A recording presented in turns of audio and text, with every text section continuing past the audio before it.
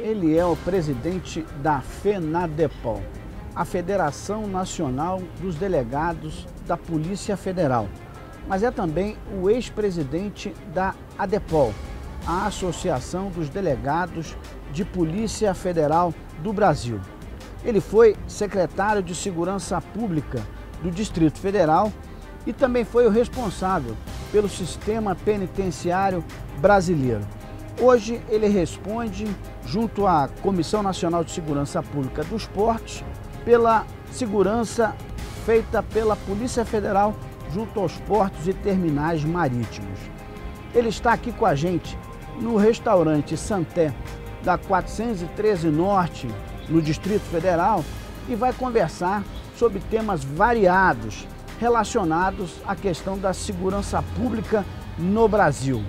Ele é o delegado Sandro Avelar, nosso velho amigo conhecido e hoje uma personalidade distinguida no mundo do pensamento da segurança pública brasileira. Muito bem-vindo, delegado. É um prazer tê-lo aqui conosco. Obrigado, Porfírio. É um prazer te reencontrar, poder conversar contigo aí novamente. É um prazer também estar conversando aqui com os seus internautas. Doutor Sandro, hoje o assunto do momento é a PEC 412, que está iniciando seu processo de tramitação na Câmara dos Deputados, enfrentando as dificuldades naturais de uma emenda constitucional. Mas, especialmente no caso desta emenda constitucional, chama a atenção a divisão na categoria que é talvez a maior beneficiária de sua aprovação. Estamos falando da divisão entre aqueles que fazem a segurança pública no Brasil. Por quê? Efetivamente, existe gente da polícia que é contra a PEC e gente que é a favor. Eu acho que há uma interpretação equivocada sobre o alcance da PEC. A PEC ela é muito simples, ela é uma PEC de um parágrafo tão somente, onde nós postulamos para a polícia, e eu acho que isso é muito importante, autonomia administrativa e orçamentária. O que isso quer dizer? Não tem nada a ver com, por exemplo, o alegado por algumas pessoas que entendem que o Ministério Público ficaria prejudicado na sua tarefa constitucional de fazer o controle externo da polícia. Isso realmente não tem nada a ver com o que é trazido à baila pela PEC. Também não tem a ver que isso seria uma espécie de privilégio dos delegados de Polícia Federal, porque até porque a lei já garante à Polícia Federal que a direção da polícia fica a cargo de um delegado de categoria especial, mas isso é algo que já tem previsão legal, já há uma lei em vigor dispondo a respeito disso. Então não há nenhuma alteração nessa PEC que justifique as reações que, infelizmente, a gente tem observado. A PEC é muito simples. Ela busca, com autonomia orçamentária e administrativa, evitar que haja exploração política das atividades da Polícia Federal. Isso daí fortaleceria a Polícia Federal como um todo. Todos os cargos da Polícia Federal sairiam fortalecidos por isso daí. Você não pode ficar dependendo, Porfírio, da figura de um diretor-geral, aquela figura do homem forte, que não aceite pressão política na sua atuação. Você não pode ficar dependendo de um ministro da Justiça que se coloque como um conhecedor dessa necessidade da polícia trabalhar com independência e respeitar essa independência. Você precisa ter algo mais do que isso. É preciso que você tenha a garantia legal de que não vai haver interferência na Polícia Federal. E é isso que nós estamos buscando. Essa PEC nos dá autonomia orçamentária para que a Polícia Federal, tendo o orçamento próprio, possa fazer as suas operações sem correr o risco de, eventualmente, numa situação eventual, algum político interferir naquela operação, tentando matá-la à míngua com a falta de repasse de recursos, como você também precisa ter na Polícia Federal autonomia administrativa até para você escolher os seus dirigentes. Hoje são casos que acontecem até com uma certa normalidade, são as objeções a nomes de pessoas que são indicadas para assumir postos importantes dentro da polícia, porque eventualmente tiveram algum desentendimento com algum político, ou que participaram de alguma investigação que desagradou a A ou a B. Então essa PEC busca busca, através da autonomia administrativa e orçamentária, garantir à Polícia Federal que trabalhe com absoluta isenção, sem depender de homens fortes, dependendo sim de uma lei que vai nos assegurar poder trabalhar com essa tranquilidade. Doutor Sandro, é interessante e essa pergunta é irrenunciável. Cresce a cada dia a tese dessa autonomia, inclusive com a possibilidade da própria Polícia Federal, a exemplo do que acontece no Ministério Público, oferecer uma lista tríplice para a escolha deste novo chefe da Polícia Federal num regime legal sustentado por esta PEC. Mas fica a pergunta, o nosso internauta quer saber, o crescimento dessa tese é uma consequência direta da Lava Jato? Essa tese vem sendo defendida já há muitos anos. Há muito tempo que na polícia nós defendemos a lista tríplice, porque entendemos que ninguém conhece melhor o servidor do órgão do que os seus próprios pares, do que os próprios servidores. Então é uma maneira de você seguir um modelo que vem sendo bem sucedido, a exemplo do Ministério Público, né, e tentar naquilo que é bom, né, dizem que a melhor forma de aplauso, né, é a cópia. Então naquilo que é bom, você tem que seguir modelos que são positivos. Eu acho que nesse aspecto o Ministério Público realmente avançou muito ao ter as suas listas tríplices acolhidas pelo Presidente da República. Então esse é o objetivo também da Polícia Federal. Você conhecendo os seus colegas, conhecendo a capacidade de cada um, né, e podendo dar também ao Poder Executivo a discricionariedade de decidir, mas você ali faz uma espécie de aconselhamento, trazendo nomes que serão bem aceitos, né, pela Polícia Federal. Então isso é uma maneira de, inclusive, ajudar ao Executivo. Eu tive uma experiência aqui, Porfírio, aqui no Distrito Federal, na época que eu fui secretário de Segurança, onde é notório, todos aqui em Brasília sabem, que havia uma mudança muito constante em cargos de direção na Polícia Civil. Nós tivemos a oportunidade de acolher a primeira lista tríplice que foi acolhida pela Polícia Civil, né? Nós tivemos ocasião de defender, né, essa maneira de agir por parte do Poder Executivo.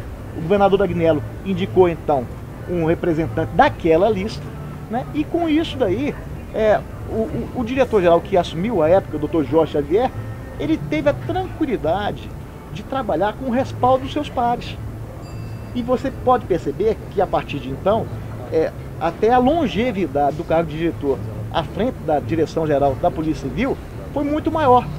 Na sequência, o Dr. Eric Seba, mais uma vez, indicado também na lista tríplice, então, querido pelos colegas, esteve presente nas duas listas tríplices, né, tanto na que foi objeto da escolha do Dr. Jorge Xavier, como na subsequente, foi escolhido o Dr. Eric Seba, e ele está aí fazendo a gestão dele com tranquilidade, tendo o respaldo da corporação. Então isso é uma maneira de você trazer tranquilidade, inclusive para o Poder Executivo, que não vai ficar naquela ansiedade, naquela agonia de estar indicando pessoas que vão contar com objeção do próprio órgão. Então eu acho que também é um bom exemplo a ser seguido. Doutor Sandro,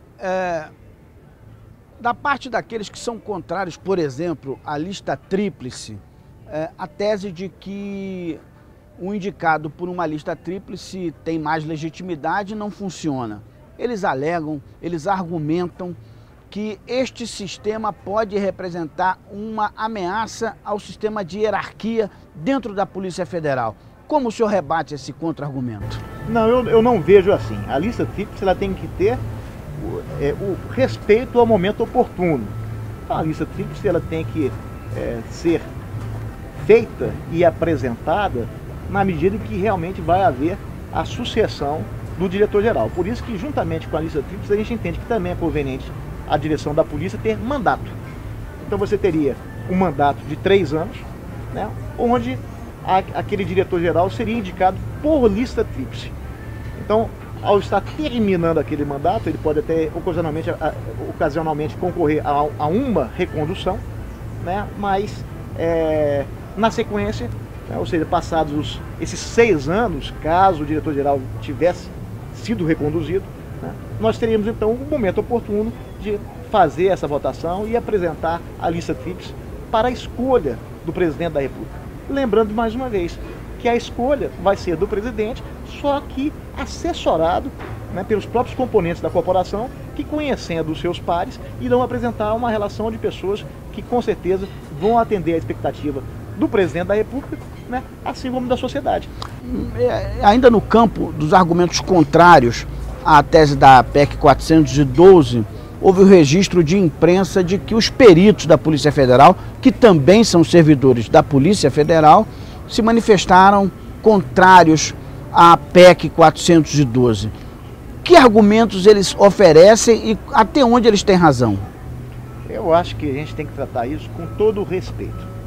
Posições divergentes dentro de um órgão como a Polícia Federal, onde você tem 5 categorias de servidores policiais, né? Além dos servidores administrativos também, que são uma categoria importantíssima e que merecem todo o nosso respeito.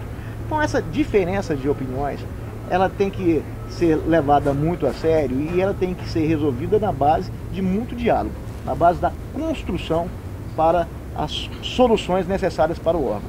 Ninguém quer uma Polícia Federal dividida.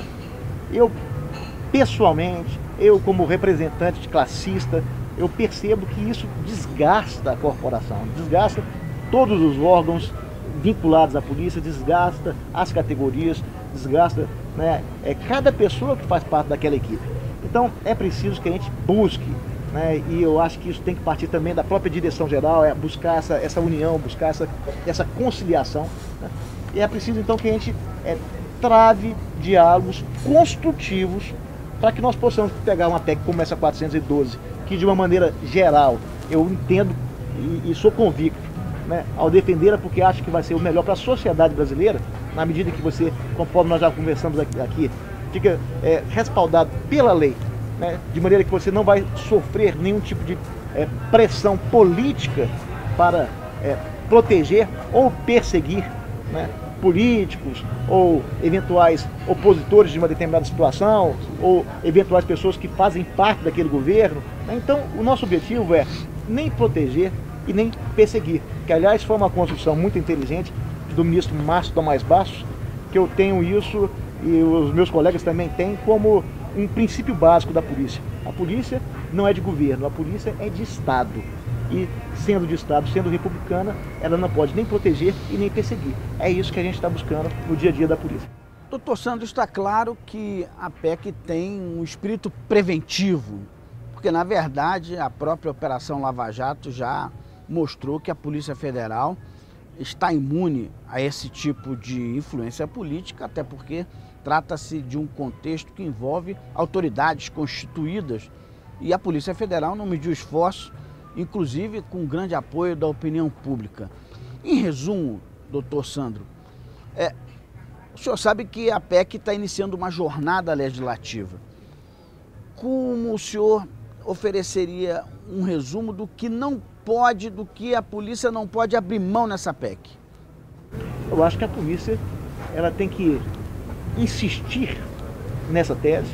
É uma tese que ainda é controvertida, né? Mas a gente tem defendido, por exemplo, que se crie no momento oportuno, né, faça uma audiência pública, né, que isso seja discutido abertamente, seja discutido com a sociedade. Nós contamos com o apoio de diversos representantes da sociedade civil, né? Você pode observar nas redes sociais, né, nos movimentos sociais, lideranças importantes, né, se movimentando a favor dessa PEC, a favor da autonomia da polícia, para que não sofra ingerências indesejáveis da sua atuação, né? Então eu acho que o que a Polícia Federal não pode abrir mão nesse momento é de insistir na ideia de que isso seja submetido, então, né, a uma discussão profunda, e para que isso aconteça é preciso que essa PEC passe pela Comissão de Constituição e Justiça, é preciso que ela tenha a sua admissibilidade, né? Essa fase do juízo de admissibilidade deve ser ultrapassada na Comissão de Constituição e Justiça, para que nós possamos então, com tranquilidade, discutir isso com transparência, com muita transparência, porque a população quer uma polícia que tenha autonomia para trabalhar. Eu não tenho a menor dúvida disso, né? E o que nós defendemos é aquilo que quer a população. Porque eu volto a dizer, Porfírio, eu não vou dizer jamais que o ministro A, ou ministro B, ou ministro C, que fizeram interferências diretas na atuação da polícia. Né? Também não vou dizer que o diretor A, B ou C aceitou algum tipo de pressão, mas a gente quer mais do que isso. O que nós queremos é que seja assegurado por lei de que essa pressão não virá.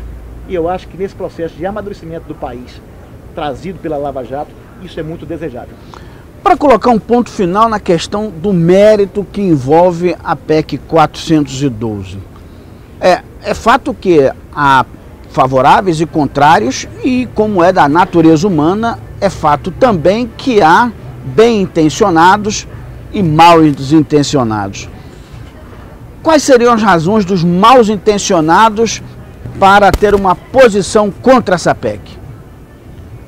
Bem, fazendo a ressalva que você já fez, né, de que os mal-intencionados, né, podem trabalhar contra essa PEC, é claro que a gente tem que respeitar opiniões divergentes, nem todos estão preocupados com a autonomia da polícia, alguns acreditam realmente que a questão da autonomia não é bem-vinda, porque acham que isso, de certa forma, poderia gerar um efeito cascata, de outras categorias, outros órgãos, outras instituições também buscariam essa autonomia. Então você tem argumentos que são respeitáveis, né, que a gente tem que realmente trabalhar num processo de construção, mas aqueles mal intencionados, como você falou, se preocupam simplesmente com a possibilidade de não terem condições de interferir dentro de um processo de investigação onde eles ainda sonham interferir.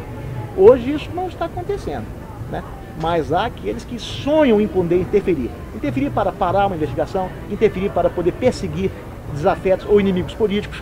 E isso a gente não vai admitir, a Polícia Federal não admite, assim como acho que a estrutura persecutória hoje, juntando Polícia Federal, o Ministério Público e a magistratura, né, com esse exemplo que vem sendo levado a cabo pela Lava Jato, um trabalho integrado, eu acho que todos nós sabemos que nós, policiais federais, não vamos admitir esse tipo de interferência.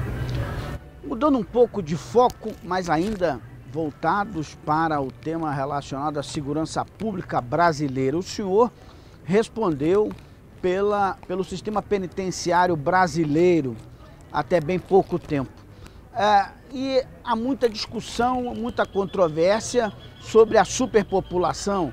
Uns falam em capacidade de 600 mil, com uma lotação de 800 mil. Um relatório recente colocou o Brasil entre os 5 primeiros países com um número maior de presidiários. Isso é um manancial para muitos questionamentos, mas a pergunta primeira que nós gostaríamos de ouvir de uma palavra qualificada, de um conhecedor do assunto: não seria o caso do Brasil estabelecer ou restabelecer, como no Império, o sistema de trabalhos forçados para penitenciários? Porfírio, eu acho que o preso improdutivo é a velha história do ditado popular: cabeça vazia, oficina do diabo. Eu acho que o preso deveria sim produzir. Por que o preso não pode, por exemplo, ajudar na construção ou recuperação de estradas, de rodovias, ajudar na pavimentação daquelas estradas que porventura estejam muito esburacadas e os presos em regime onde possam ali sofrer algum tipo de acompanhamento e fazer um trabalho externo, não possam, por exemplo, trabalhar nas estradas. Eu tenho uma tese, a minha tese é muito simples. Eu acho que as empreiteiras nunca quiseram, nunca permitiram, e com falso discurso, né, dos direitos humanos, o que vai acompanhado por uma gama grande de pessoas, né, que defendem, em nome dos direitos humanos, os maiores absurdos, né? Então eu acho que isso gera despesas para o país, gera um ciclo vicioso, onde a empresa que vai construir aquela estrada, ou reconstruir, ou recapear, né, ela faz com a capinha de asfalto muito fininha, que a cada 6 meses ela tem a oportunidade de ser novamente contratada e mais uma vez ganhar milhões e milhões de reais para poder fazer aquele serviço de recapeamento de uma estrada, que ela sabe muito bem que daqui a 6 meses vai estar toda esburacada novamente, é só chegar a época das chuvas, né? Então por que o preso não pode fazer esse trabalho, como pode também lavar a própria roupa? Mas aí ele tem o lobby das lavanderias, né? Por que o preso não pode, nos presídios rurais, que eu sou um incentivador, eu acho que a gente tem que dar ao preso a oportunidade de trabalhar plantando e produzindo a própria alimentação. Agora, isso ia contrariar o interesse de muitos aqueles que são os fornecedores dos presídios, fornecedores de alimento a preços caríssimos, às custas de impostos que são pagos, né? Impostos elevados que são pagos com esse propósito. Então, acho que o trabalho do preso seria, sim, muito bem-vindo. Doutor Sandro, na verdade, um entrevistado em outro programa aqui do Hora Capital lembrou que as penitenciárias brasileiras não praticam o trabalho forçado, ou seja, o preso não é obrigado a trabalhar, porque o Brasil é signatário de um tratado internacional da Organização Internacional do Trabalho. Por esse tratado, pela compreensão da OIT, o trabalho forçado é desumano e, portanto, ele fere princípios da Declaração dos Direitos Humanos. Mas, na verdade, além dessa questão de natureza legal, o que é o obstáculo? Por que é que o Brasil não cria um sistema como esse que o senhor sugere? Eu acho que esse sistema, onde você permite ao preso trabalhar, mas não de uma maneira punitiva, que é o que eu acho que estava dizendo essa pessoa que foi entrevistada por você, que seria aquele trabalho forçado, tão somente com natureza de pena. É o caso, né, do cidadão que é obrigado a quebrar pedra, né, sem que aquilo ali tenha nenhum resultado prático. É diferente do que eu defendo. Eu defendo que ao preso seja oportunizado trabalhar para produzir. Então, quando um preso está trabalhando numa rodovia e aquela rodovia, ela devidamente pavimentada, ela vai atender ao interesse da sociedade, ele produziu. Mas quando o preso ele está plantando, produzindo, colhendo o alimento que ele mesmo vai comer, ele está produzindo. Inclusive, a própria lei prevê que a pena diminui, não é isso? A pena diminui. Há o Instituto da Remissão. Então, isso interessa ao preso. Isso interessa aos familiares do preso. Mas a quem não interessa, então? Isso interessa à sociedade. A quem não interessa são alguns fornecedores, né? Por exemplo, se o preso ele repavimenta a rodovia, ele faz aquele recapeamento, como é que ficam as empreiteiras? Que em cada época de chuva, né, recebe milhões e milhões de reais pagos a preços de impostos elevadíssimos para poder fazer aquele recapeamento, mais uma vez, muito mal feito, e que dali a 6 meses, novamente, as estradas vão estar esburacadas, aquela empreiteira novamente vai ser contratada para realizar aquele trabalho e vira esse ciclo vicioso que nós conhecemos, que, aliás, foi muito bem desvendado na Operação Lava Jato, né? Como é que fica as empresas fornecedoras de alimentos dentro dos presídios, que recebem contratos milionários, né, oferecendo alimentos, né, fornecendo alimentos a preços muito elevados, né? Se o preso poderia muito bem ele mesmo produzir o alimento dele, e isso barateando então os custos do Estado. Os nossos impostos seriam destinados a outras soluções, né? Como é que fica o preso que, ao, por exemplo, lavar a própria roupa, né, estaria também ali produzindo, ele estaria sendo útil, ele estaria com o tempo dele sendo ocupado, nós sabemos muito bem, cabeça vazia, oficina do diabo, né? Mas como é que fica aí o lobby daquelas empresas que são as responsáveis, né, pela entrega de roupas lavadas dentro dos presídios, né? Então há todo um interesse por trás dessas objeções ao trabalho dos presos. Eu não defendo aqui o trabalho forçado, conforme nós já falamos aqui, com natureza meramente punitiva, né, para você poder judiar do preso, né, para que ele pague sendo judiado pelo crime que cometeu. Não, isso não. O que eu defendo é que o preso possa produzir, mas ao produzir ele acaba ferindo interesses conforme nós demonstramos aqui, e principalmente o das grandes empreiteiras e grandes fornecedoras de alimentação dentro dos presídios. Doutor Sandro, está claro pela sua tese que o preço pago pelo presidiário podia ser custeado, pelo menos em parte, pelo trabalho do detento. Mas, doutor Sandro, existe uma grande controvérsia sobre este valor. Os jornais trazem números do custo de um preso, o custo individual de um preso em torno de R$2.000 e R$3.000 em média. Por que o custo é tão alto, já que comparado ao custo de um aluno na universidade ou na escola, esse valor é assombroso? O custo é tão alto exatamente por esses fatores que nós falamos aqui, né? Você tem, por exemplo, o sistema penitenciário federal, que eu considero um sistema modelar. Você tem, no máximo, em cada um dos 4 presídios federais, você tem 208 presos, no máximo. Mas você tem que ter toda uma estrutura com agentes penitenciários, uma estrutura administrativa que dê conta, né, de garantir aquele preso o respeito aos seus direitos, né, e, ao mesmo tempo, garantir à sociedade de que aquele presídio vai ser seguro. Você transporta isso para os presídios federais e você vê que as mais diversas variações nesses presídios. Nos estaduais? Nos estaduais. Né? De ruins para péssimos. Né? Você não tem nenhum que seja bom. Masmorras. Você não tem nenhum que seja bom, mas você tem passa por ruins, muito ruins, péssimos. A gradação é sempre assim, porque todos eles hoje têm um excesso de população carcerária, né? Você acaba que com isso daí, né, você traz essa discussão a respeito da desumanidade, né, do tratamento penitenciário.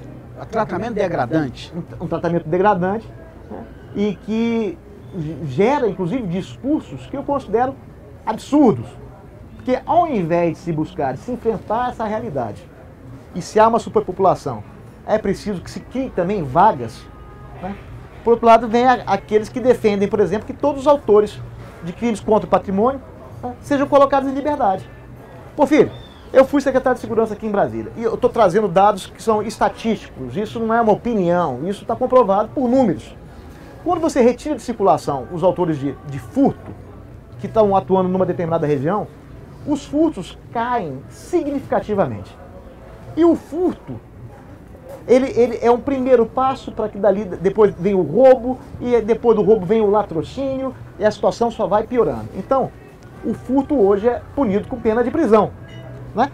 Mas há aqueles que entendem que os autores de furto têm que ser colocados em liberdade. Aí eu pergunto, Porfírio, quem é que vai ter a obrigação de conter essa criminalidade crescente, caso venha esse entendimento do Estado de que o autor de furto deve ser colocado em liberdade? As forças de segurança pública, eu vejo como se fosse uma represa. As forças de segurança pública, elas estão preparadas para conter um determinado volume de criminalidade. Você viu o que aconteceu lá em Mariana, sim, a lama de Mariana, né? Porque eles estavam represando uma quantidade de lama maior do que suportava aquela represa. O que aconteceu foi uma tragédia, né? Falando assim de uma maneira metafórica, a segurança pública passa por isso. As forças de segurança têm um número de policiais, que é um número reduzido com relação àquele que seria o ideal, né? E tem feito um trabalho importantíssimo no sentido de conter a criminalidade, mas cada vez que a criminalidade vai aumentando e essas forças continuam do mesmo tamanho, tanto com relação ao número de policiais, quanto com relação à estrutura de que ela dispõe para poder conter a criminalidade, você está dificultando e às vezes impossibilitando, né, que essas forças deem conta de conter aquela criminalidade.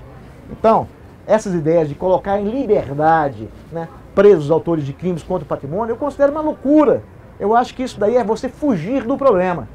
Então, na minha opinião, Porfírio, nós precisamos muito de criar vagas em creches para que as crianças que hoje estão jogadas nas ruas não entrem pelo mundo do crime. Precisamos muito, Porfírio, de criar vagas em escolas. Precisamos muito. Isso é fundamental. É fundamental. Isso vai levar, provavelmente, uma geração, né? Nós, infelizmente, temos uma geração que hoje já se envolveu com o mundo do crime e que dificilmente vai sair desse mundo do crime, né? De maneira a poder voltar a ser útil ao Estado, no que diz respeito a poder trabalhar, poder produzir. São gerações, infelizmente, que têm sido educadas pela polícia, o que não é desejável. Mas aí eu te pergunto, se você cria vagas de escolas, cria vagas em creches, você futuramente vai ter uma geração melhor. Mas para aqueles que já estão no mundo do crime, você lamentavelmente precisa criar vagas também de presídio. Porque se hoje há uma superpopulação carcerária, se há um número de presos maior do que comporta o sistema penitenciário, né? O que você acaba fazendo, tornando degradante, é aquela superpopulação, sem que dê condições, então, de você diluir aquela população em outros presídios ou em outras vagas que serão criadas dentro desses presídios.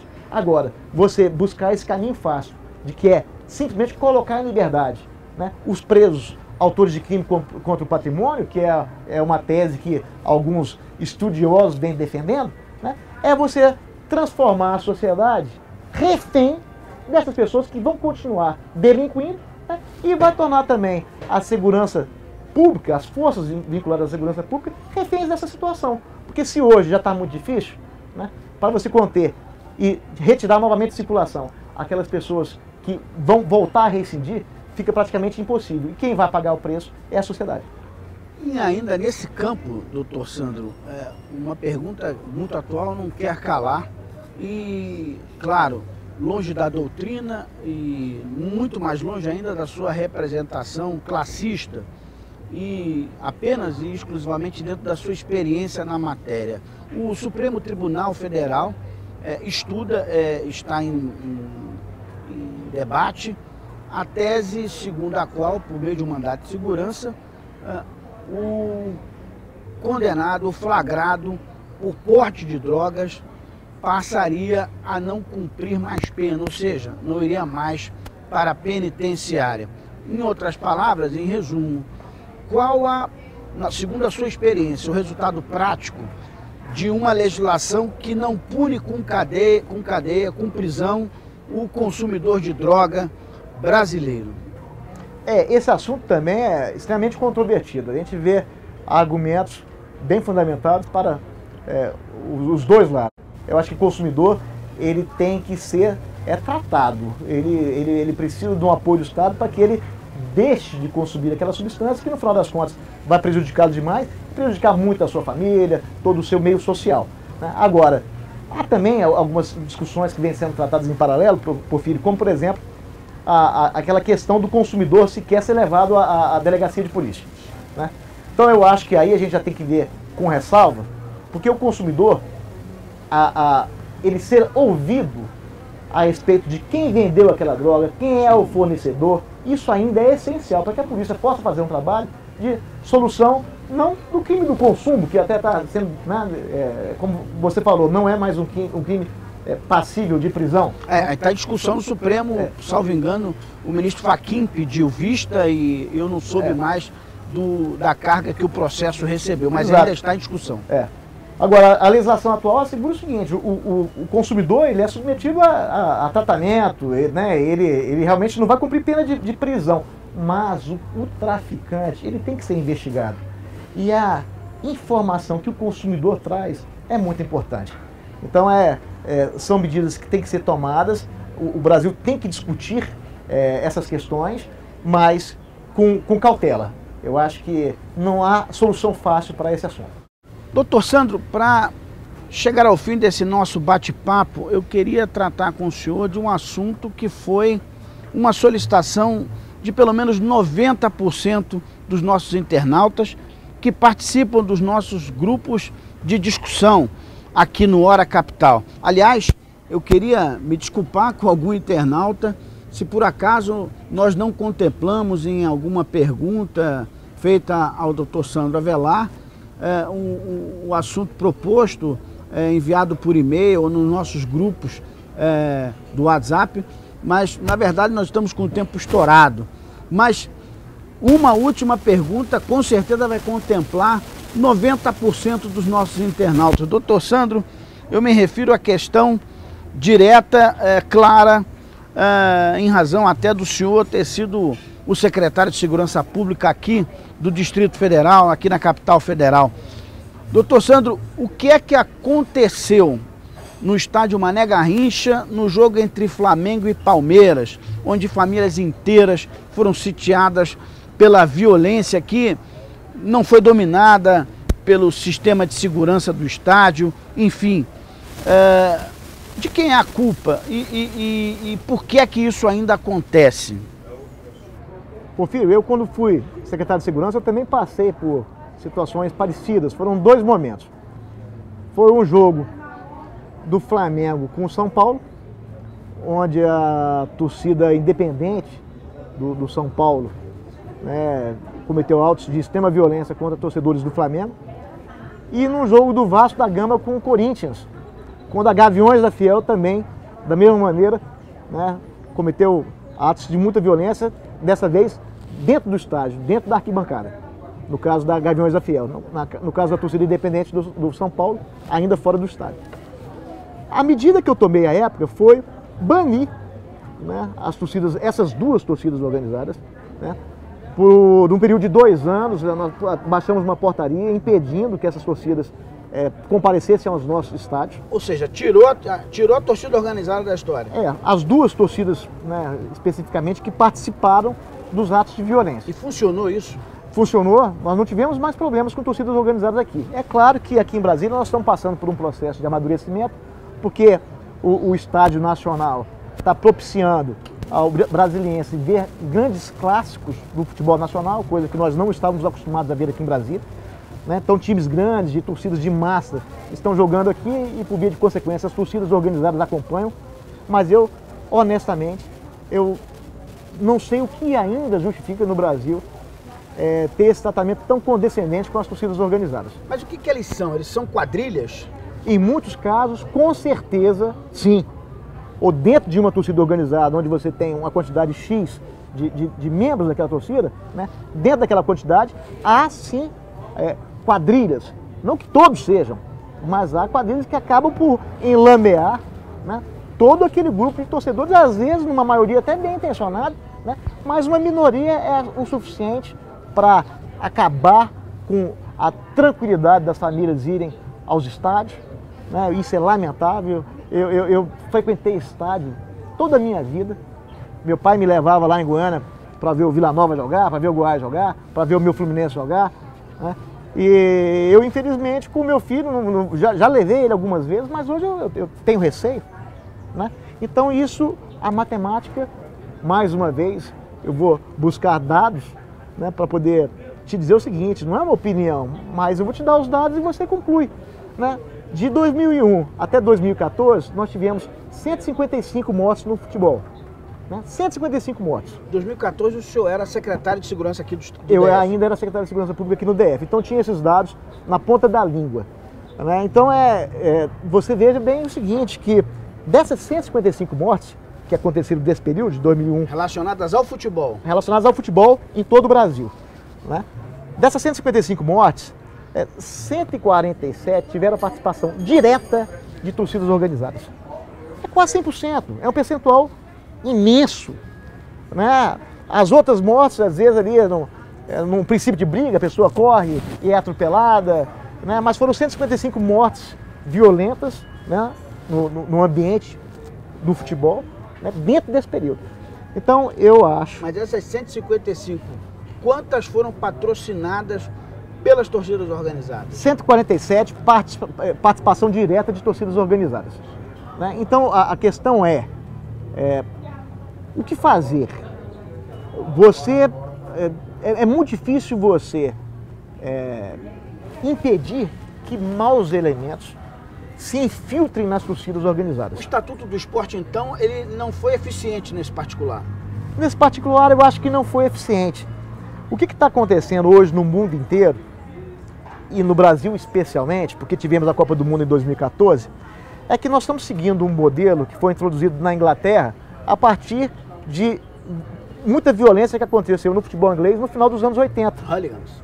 Dos hooligans, e teve aquele episódio onde a torcida do Liverpool, né, até foi injustamente responsabilizada por um massacre lá que deu ensejo a 90 e tantas mortes, né, num determinado estádio da Inglaterra.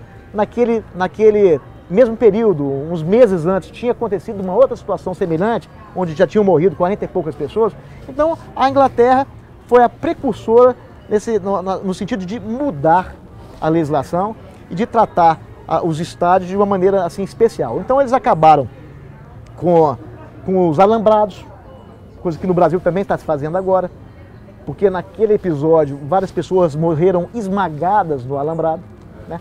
Elas criaram a figura do steward, que é esse agente de segurança privada né, que fica dentro dos estádios, orientando as pessoas, vendo ali se elas estão sentadas no lugar certo, né, orientando, mas que não tem a força que tem, por exemplo, aqui no Brasil, a Polícia Militar para conter eventuais situações onde há violência. Então, no Brasil, a figura da segurança privada dentro dos estádios, ela ainda não é algo que tenha sido aceito em todos os estados. Há estados onde a Polícia Militar continua atuando fora e dentro dos estádios. Tem a exclusividade. Tem a exclusividade, tem segurança privada ali, mas só de maneira complementar, né? Mas a orientação da FIFA era no sentido de que a Polícia Militar não pudesse ficar dentro dos estádios, então somente nos arredores, né? E sempre pronta para atuar numa situação de necessidade. Mas a segurança dentro do estádio, nas arquibancadas, né, seria feita pela segurança privada, é o que a FIFA reza. Mas no Brasil, infelizmente, aí é uma questão cultural também, ou falta de cultura, infelizmente, nesse aspecto, onde você vê ainda as pessoas vão nos estádios, ainda quebra o estádio, arranca as cadeiras. É o que aconteceu aqui em Brasília, nesse jogo agora do Palmeiras com o Flamengo, né?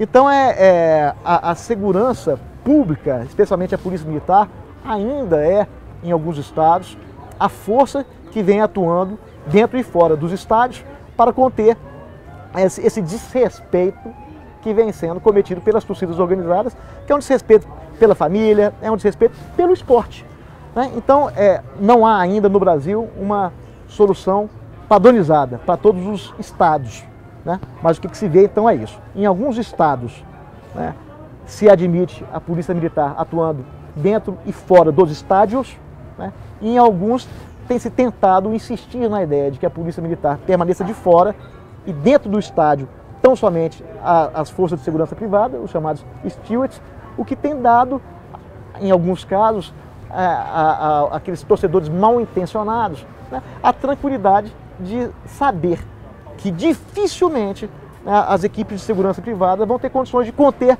toda a violência que eles geram dentro das nossas arquibancadas. Ou seja, estamos falando de um futebol em paz, mas sem a ação das torcidas organizadas, é isso? Exatamente. Eu defendo que os clubes têm que ser responsabilizados quando a torcida organizada gerar esse tipo de violência. Civil e penalmente. Civil e penalmente. O clube ele tem que... esse assunto tem que ser discutido, ele tem que ser enfrentado, né? É muito fácil para o clube se abster de fazer alguma coisa, dizendo que ele não tem responsabilidade nenhuma sobre a torcida organizada, mas quando os clubes têm a oportunidade de se reunir e discutir esse assunto, os cartolas, na maior parte das vezes, saem de lá e sem defender a ideia de que a torcida organizada tem que ser realmente afastada, né? Ora, eu entendo o seguinte: torcidas organizadas, então, né, reincidentes, que é o que a gente vê no Brasil, então que ao menos para essas torcidas se aplique uma punição que seja definitiva, que elas sejam banidas do esporte, né? Porque você tem o ranking das torcidas mais violentas do Brasil e a história se repete, né? É a torcida X do Palmeiras, é a torcida Y do São Paulo, é a torcida uma determinada torcida do Flamengo e assim por diante. Você identifica. Então, uma vez identificadas as torcidas, que essas torcidas, então, pelo menos essas, sejam já excluídas do futebol. Com isso daí nós teríamos, de novo, aqueles que realmente amam o esporte de volta aos estádios, os pais apaixonados, os filhos apaixonados pelo esporte, a torcida de uma forma geral, mulheres que gostam de frequentar o estádio, né, que infelizmente estão sendo afastadas, né, por conta de alguns membros de torcidas organizadas que têm criado toda essa instabilidade para o nosso futebol. Doutor Sandro, eu queria agradecer a sua presença, a sua palavra, os seus esclarecimentos, sempre muito qualificados, e já estamos aqui à espera do seu retorno, numa entrevista próxima, tratando de assuntos de interesse da sociedade brasileira. Muito agradecido aqui a nossa equipe, nossos internautas, foi um prazer tê-lo aqui com a gente. Obrigado, Porfírio, foi um prazer conversar contigo mais uma vez, né? Prazer te reencontrar, né? E um prazer poder falar aqui com seus internautas. Um abraço a todos.